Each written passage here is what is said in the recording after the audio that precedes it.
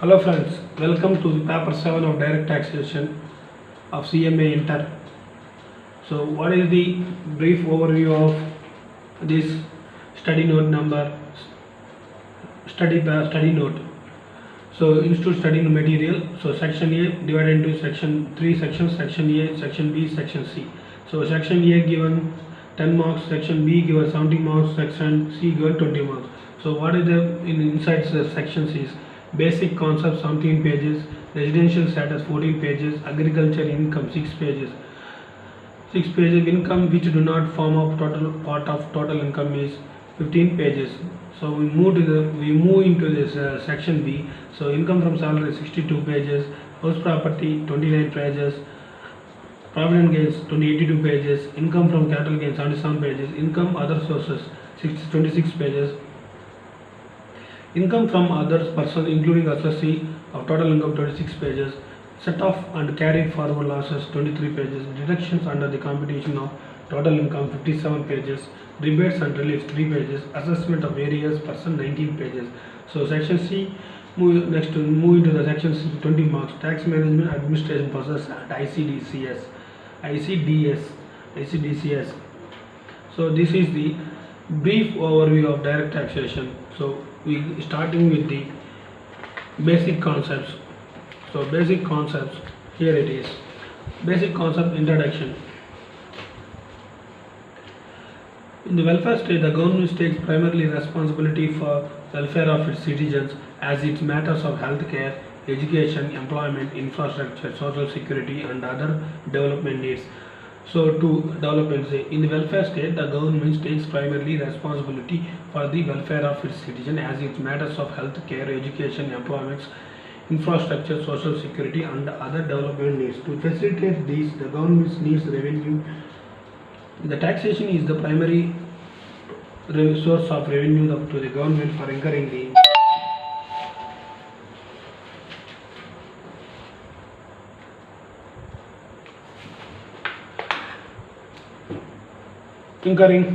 for such public welfare expenditure. In other words, the government is taking the taxes from public through one hand and through another hand. It incurs welfare expenditure for public at large. However, no one can enjoy the handling over its hard-earned money to the government to pay taxes. Thus, the taxes are compulsory to enforce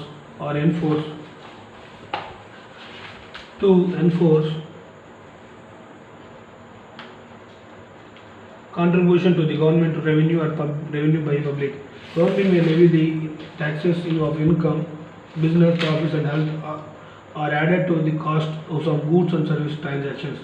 So this is the brief introduction of the director. In welfare state, the government takes the primary responsibility for the welfare of its citizens as it matters of healthcare, education, employment, infrastructure, social security and other development needs. So to facilitate these, the government state needs revenue. So the government state needs revenue. Taxation is the primary source of revenue to the government for incurring such public expenditure. In other words, the government is taking taxes from public and through its one hand and through another hand it incurs welfare expenditure for public large.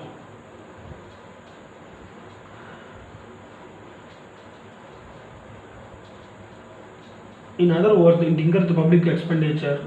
However, no one can enjoy handling over its hard-earned money through compulsory to enforce the government revenue at public large. The government may levy taxes of income, business profits or wealth or its to cost of some goods and services transactions. So next, what is the difference between the direct taxes and direct taxes? Taxes are two types, direct and indirect tax. Taxes of which incidence and impact fall on the same person is known as direct tax. Taxes are two types. That is direct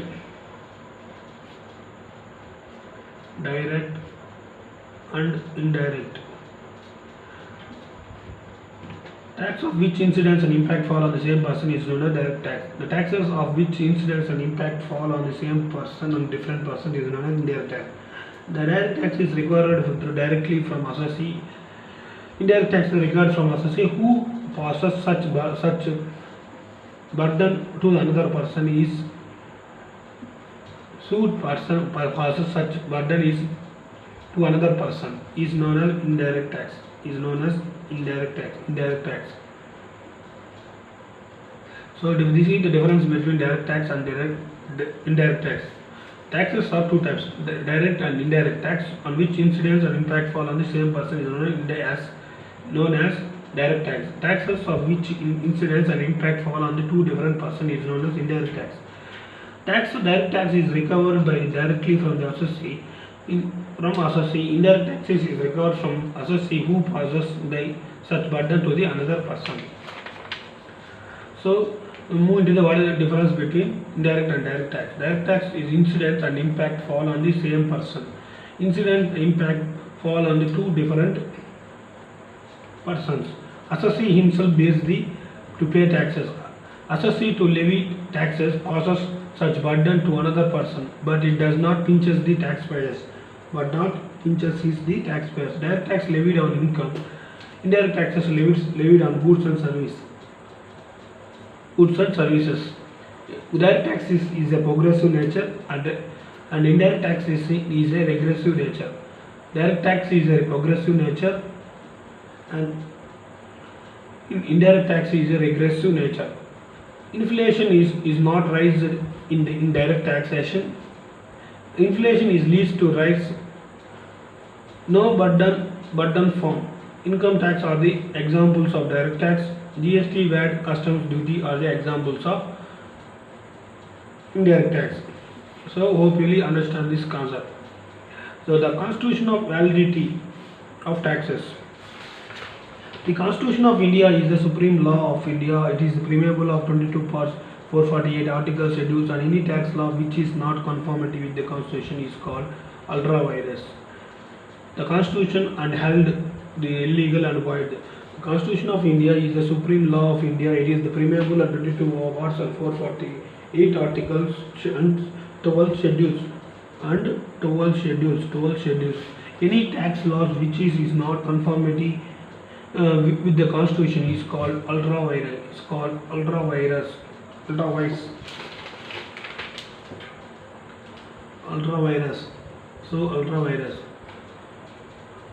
The Constitution to the held it is called as illegal and void. Some of the provisions are Constitution of given below. So Article 265 of the Constitution laid down that number tax shall be levied and collected and expected by the authority of law. It means the tax proposed by levy must be within the legislative competence, and legislature imposing the tax. So Article 246, read with the schedule. The Schedule 7. Article 246 read with the schedule. Union list,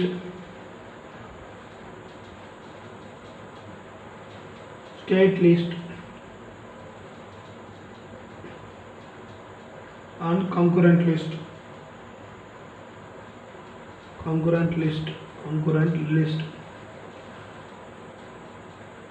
Dividing the subject matters. Article 246 read with Schedule 7. Dividing the matters of law, matters of law made, matters of law made,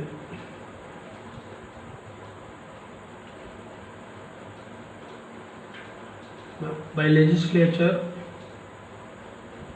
into three categories. What are they? Means three categories: union list, state list, and concurrent list. Union list is only central government has power the legislation of subject matters.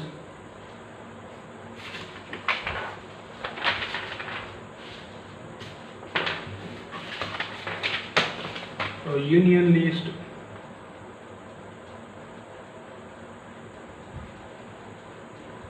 Inner list is only central government,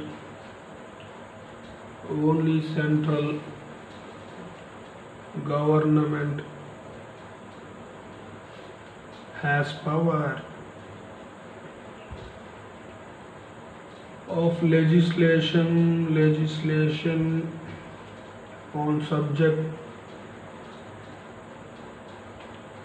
into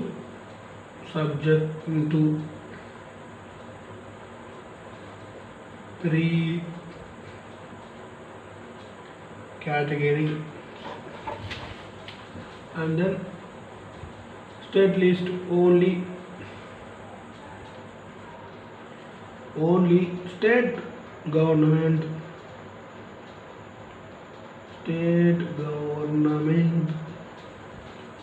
has power of legislations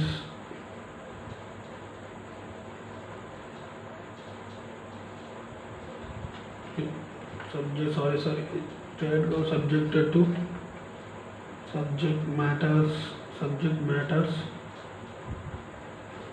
covered in the list. So same again, but here it is only state list has power, the list powers of state, only state government has powers of legislation on subject matters covered in the list, subject matter covered in the list. Next, concurrent list is both central and concurrent list, both central and state. So both central and state government can possess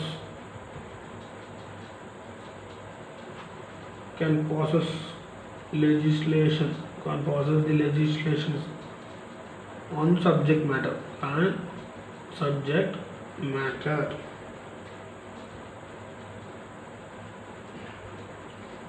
matters. That's it.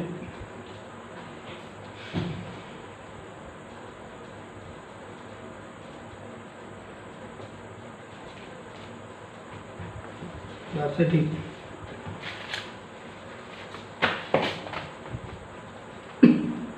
These mention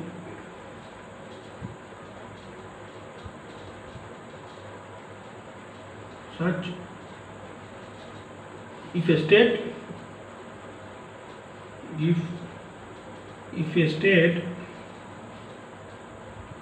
state law relating to any entry in a list 3 is rupigant to a union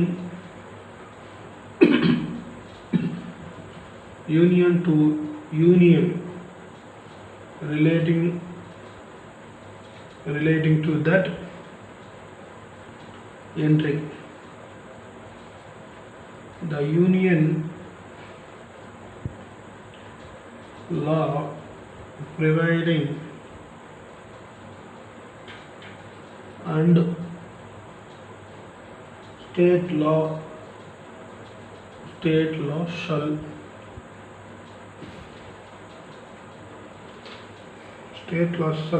to the extent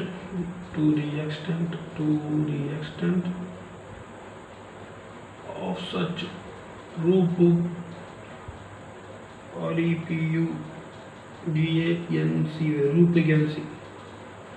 rupigancy be void, and the Article 254.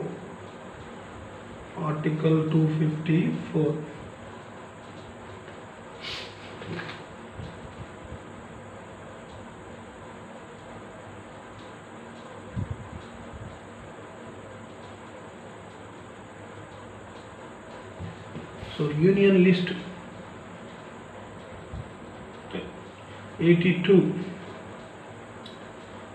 entry number 82. Union List 82, entry number, entry Union List, entry Union List 1, that is list 1 entry number 82.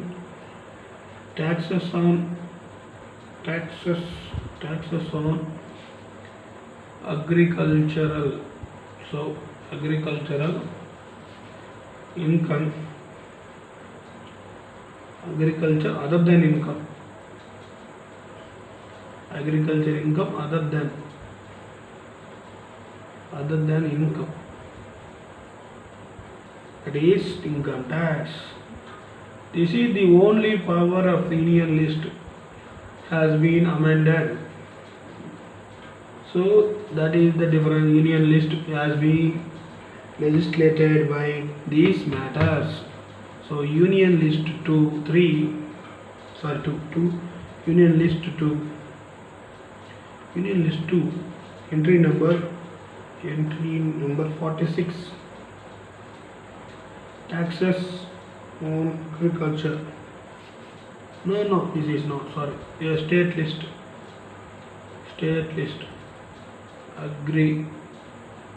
agricultural income, agriculture,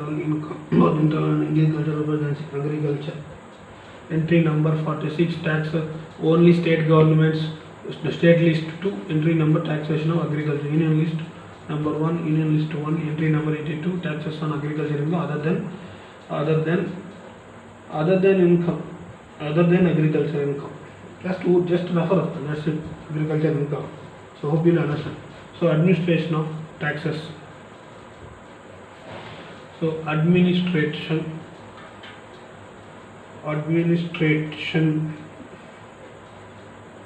of tax laws.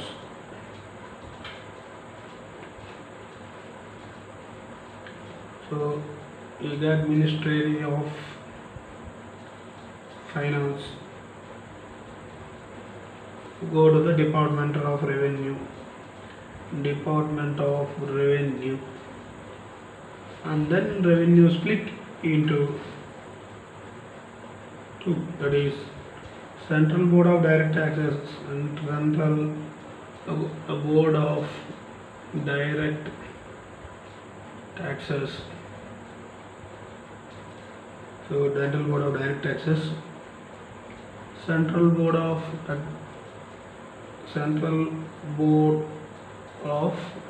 Excise,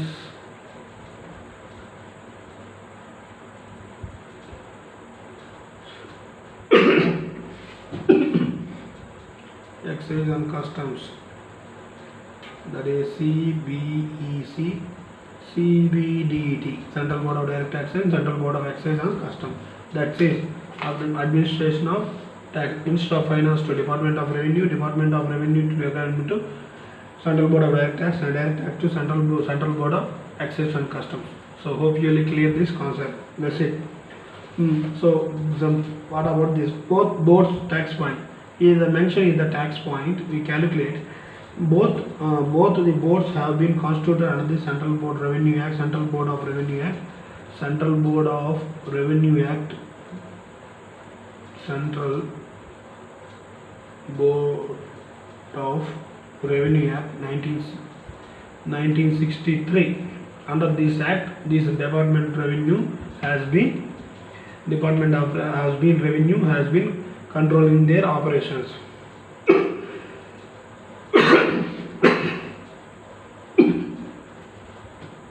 So in name itself, direct taxation has levy and collection, and all direct taxation matters has been controlled of the Central Board of Direct Tax. So Central Board of Direct Tax is controlled by CBDT. Central Board of Indirect Tax is controlled by CBEC, that is Central Board of Excise and Customs. That's it. This is the administration of tax law. Administration of tax laws is the Ministry of Finance and Department of Revenue 1963. This Act, the Central Board of Revenue Act, Board of Revenue Act Based on this act, Department of Revenue has been operated for day to day. So hope really clear this of administration of tax laws. We cover 1.4 in the study note. So what are the next sources of income tax law? So what are the sources of income tax law?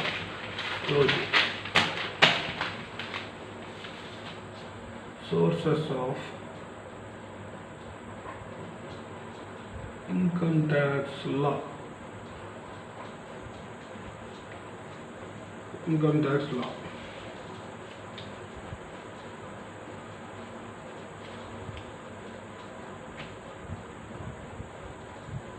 So number one, income tax 1961 annual amendments.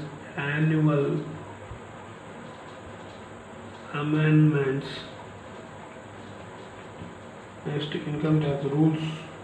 Income tax rules 1962. Amended up to date.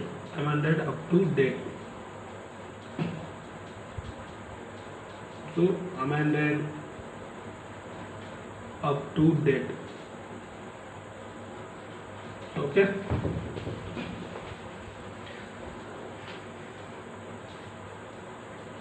The provisions of, so check out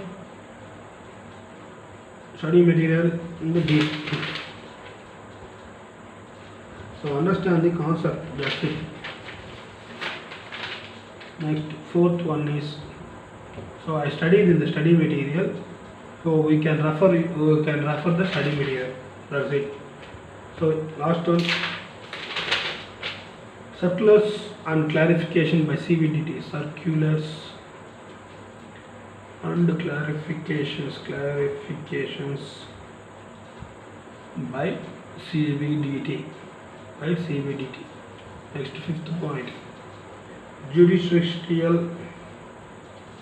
decision. Next, judicial decision. So Income Tax Act. What is the provisions of income tax extended to whole India, effective from 4/1/1962. Section 1. The Act contains provisions of determination of tax liability, procedure for assessment and appeals and penalties and prosecution, powers and duties of income tax authorities. The powers and duties of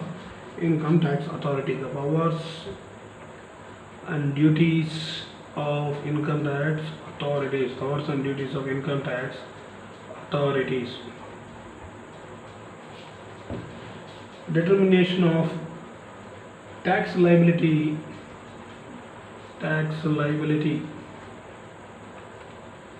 So procedures for assessment, appeals, penalties and prosecutions. So determination of tax liability and procedure for assessment and appeals and penalties and prosecutions, powers and duties of income tax authority. These 5 steps may mention in the on 1st of April 1962 on section 1 mentioned clearly, vote 1/1/4 on 1962. The provisions of Income Tax Act extended the whole India and become the effect from 1962 and section 1. The Act contains provisions for determination of tax liability. First, determination of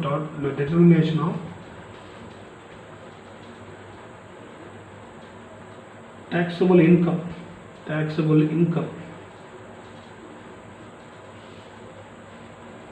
So this is the main of Income Tax Act.